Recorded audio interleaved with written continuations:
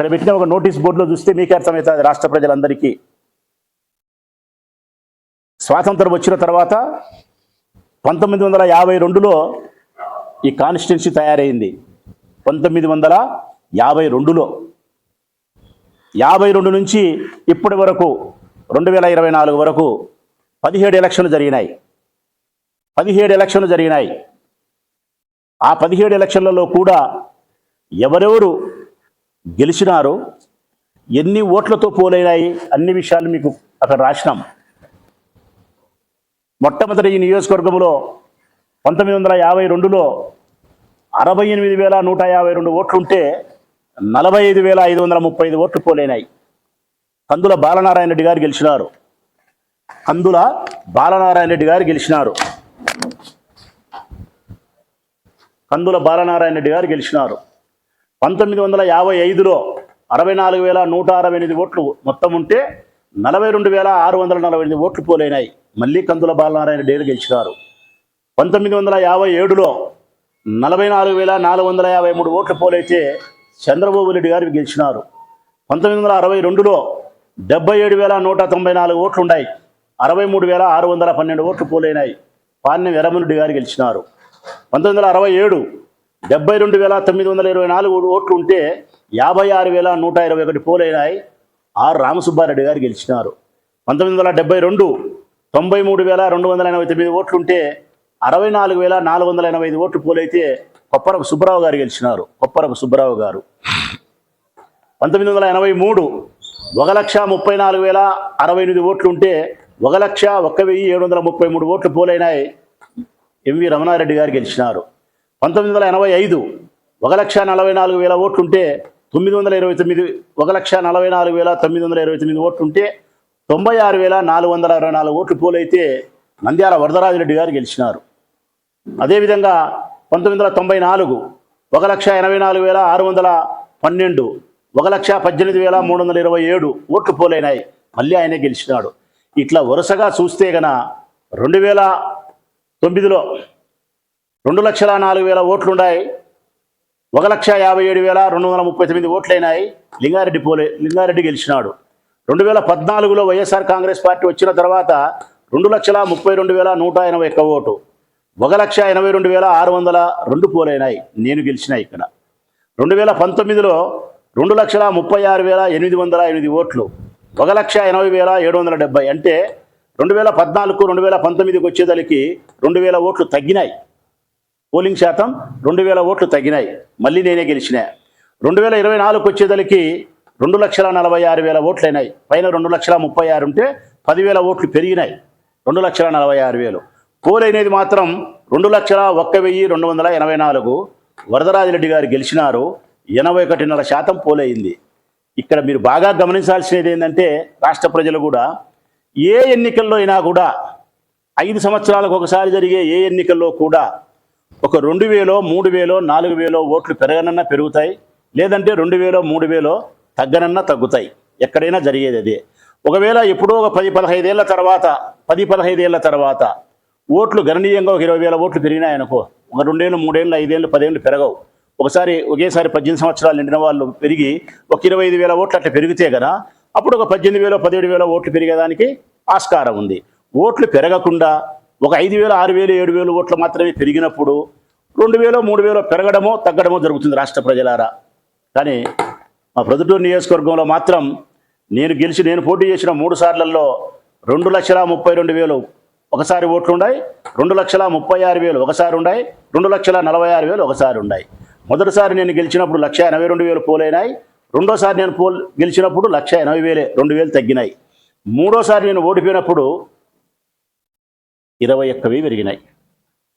21,000 పెరిగినాయి.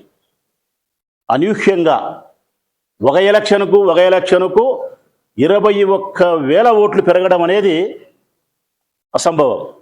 ఇక్కడ ఒకవేళ 236కు 246కు ఇక్కడ ఒక 30,000 ఓట్లు పెరిగి ఉంటే 30,000 ఓట్లు పెరిగి ఉంటే ఒక 15, 16, 17, 18, 20 ఓట్లు పెరిగినా అంటే అర్థం ఉంది. పెరిగినదే 8,000, 7,000 ఉంటే 20,000 ఓట్లు ఎట్లా పెరుగుతాయి? ఒకవేళ మీరు చెప్పిన ప్రకారం 80% పోలైనాయి అనుకుంటే 10,000 ఓట్లు పెరిగినా 10కి పర్సెంటేజ్ 80 ప్రకారం 8,000 పెరగాల. 21 ఎట్లా పెరుగుతాయి?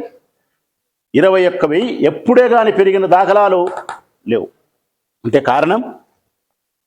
కారణం ఈవీఎం మిషన్ల యొక్క చీటింగ్. 100కు 100% ఈవీఎం మిషన్ల యొక్క చీటింగ్. దాంట్లో ఒక పర్సెంట్ కూడా నాకైతే అనుమానం లేదు. ఎందుకు అది చెప్పగలుగుతానని నేను ఇంత ఈవీఎం మిషన్లు చీటింగ్ చేయగలిగినాయంటే ఫారం 17C అని ఉంటుంది. ఫారం 17C పార్ట్ 1 ఇది ఏం చెప్తాది? ఇది ఏం చెప్తాది అంటే గన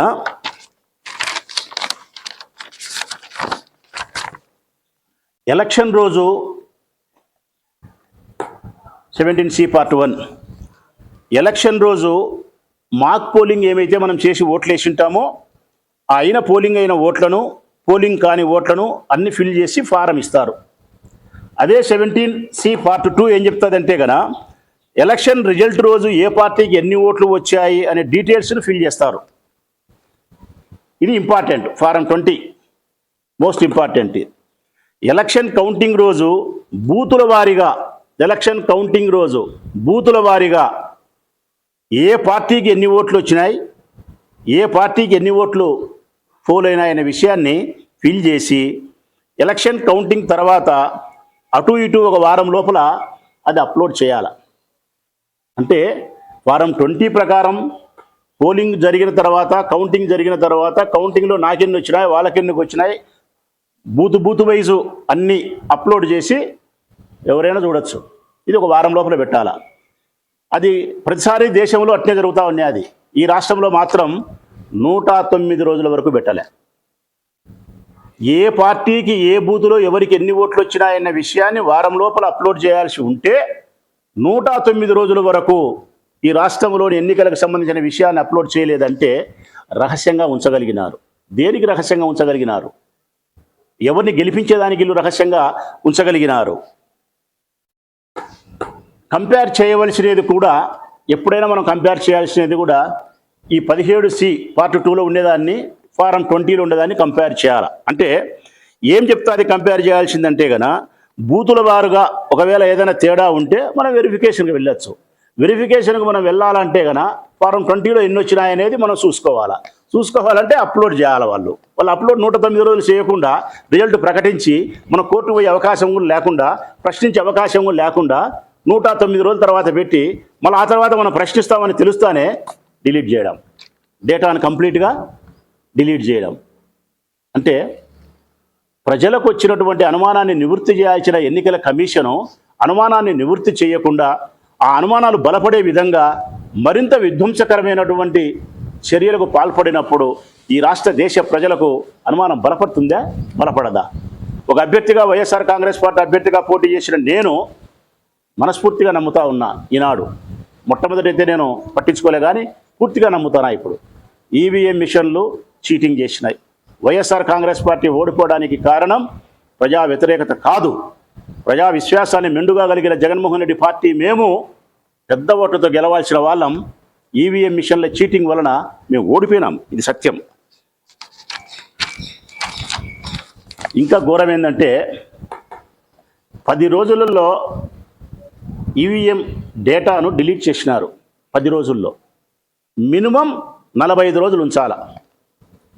ఎందుకు డిలీట్ చేస్తారు అంటే 45 రోజుల తర్వాత అయినా దేశంలో ఎక్కడైనా ఎలక్షన్ జరుగుతా అంటే ఆ ఈవీఎం మిషన్లు మనకు అవసరం కాబట్టి డిలీట్ చేస్తారు. ఈ ఎన్నికలు అయిపోయిన తర్వాత దరిదాపుల్లో ఎన్నికలు లేవు. ఏపీ ఎన్నికలు చివరి దశలో దరిదాపుల్లో లేవు కౌంటింగ్ అయిపోయిన తర్వాత. కానీ 10 రోజుల్లోనే డిలీట్ చేసినారు. 45 రోజులు ఉంచాల్సినది. వీవీప్యాట్లను కాల్చేసినారు.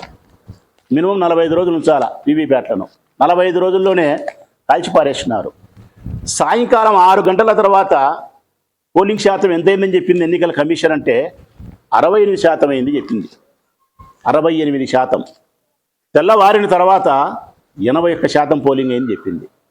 అంటే సాయంకాలం 6 తర్వాత నుంచి 7-8 వరకు ఓట్లేస్తే 12.54% పోలింగ్ పెరిగింది అంటే ఇది నమ్మశక్యమేనా? ఈ దేశ చరిత్రను ఒకసారి నేను గమనించిన. సాయంకాలం 5 తర్వాత పోలింగ్ జరిగితే ఆ క్యూలో ఉండబడిన వారి ప్రకారము ఆ గేట్లు క్లోజ్ చేసి గేట్లు క్లోజ్ చేసి ఎవరైతే ఆ పోలింగ్ బూత్లో ఉండారో వారికి టోకెన్ ఇచ్చి ఓటు వేయిస్తారు. అటటోళ్ళు ప్రతి స్టేషన్లోనూ ఎక్కడో పల్లెల్లో అయితే ఉరివే ఉండరు, టౌన్లో అక్కడెక్కడ ఏడన్నా ఉంటే 20, 30, 40 మంది ఉంటారు, ఒక 100 చోట్ల ఉంటారు. అంతా కలిపిన ఒక 3,000 ఓట్లు ఉండవు. అంటే 2,50,000 ఓట్లు కలిగిన ప్రొద్దుటూరు నియోజకవర్గానికి మహా అంటే గన దేశ చరిత్ర చెప్తా అంటే రికార్డు, నేను చెప్పే మాట కాదు, ఈ దేశ ఎన్నికలు చెప్తాను రికార్డు 1.50 పెరుగుతాయంట. మ్యాక్సిమం అంటే 2% అంట. 2% మ్యాక్సిమం అంటే కన 2.5 లక్షల ఓట్లు ఉంటే కన 4-5 వేలు పెరగాల. కానీ ఇక్కడ ఎన్ని పెరిగినాయి? 12.54. అంటే నా నియోజకవర్గంలో 2.5 లక్షల ఓట్లు ఉంటే 12.5% అంటే కన 30,000. 30,000 ఓట్లు పెరిగినాయి. సాయంకాలము 6 తర్వాత నుంచి జరిగిన 2 గంటల వ్యవధిలో నా నియోజకవర్గంలో 30,000 మంది ఓటు వేసినారంట. 30,000 మంది. 30,000 మంది ప్రజలు ఓటు వేయడానికి ఇది సాధ్యమేనా? ఈవీఎం మిషన్ల యొక్క చీటింగ్ గోల్మాల్ కాదా అని చెప్పి నేను అడుగుతా ఉన్నా. అదే 1.5 అనేది చెప్తా ఉంది వాళ్ళ విషయం ఏందనేది కూడా. ఇంకొకటి కూడా ఏంటంటే మొదట జరగాల్సిన